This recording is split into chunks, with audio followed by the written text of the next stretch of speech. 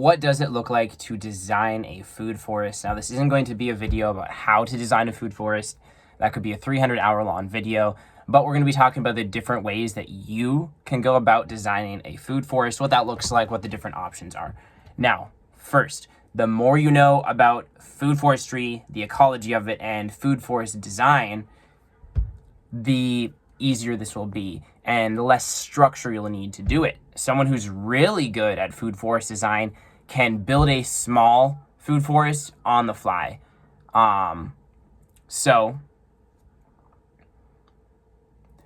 someone who isn't as good can still design a food forest, but you need to have a certain amount of knowledge. If someone isn't as good, they might want to go through a book. This book right here is really good. You'll be able to go through the whole process of designing a food forest.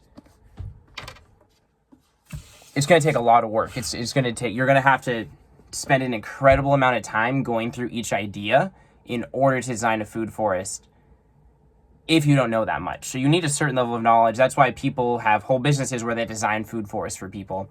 But if it's something you want to do, knowing how to design a food forest, you want to get good at it. If you're just designing your own, it can be fair to do that. If you want to be really involved with the project, that's fine.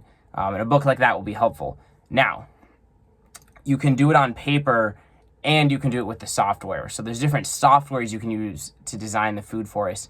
If you're doing it for other people, you might want to have a well done, well put together, designed map and thing on the software. If you're doing it for yourself, you can do that, but do you really want to go learn a whole food forest software if you're just doing one food forest? So you can do it on paper. There are some programs that are really easier to learn and more simple. But yeah, you can do it on paper. You can do these maps. And overall, if you have not that much knowledge, you're going to want to start the design process and go through a book like that. Have conversations with AI to find blind spots.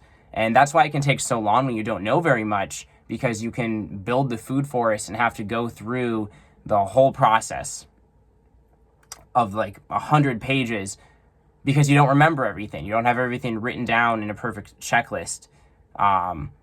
So to not mess things up can be really time consuming. So you might want to hire an expert like me to design it for you, but that's kind of what the process looks like. Now, yeah, paper, software, having the knowledge about it.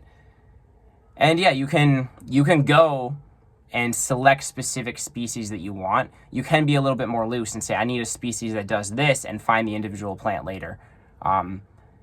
You can decide how much detail. Overall, if you're doing like a bigger project, you're probably going to want to do more detail to actually build that system successfully.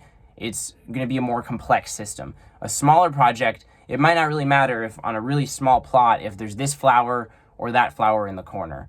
The bigger the project, the more you're actually going to be able to build and design a good ecosystem. So that's the video piece.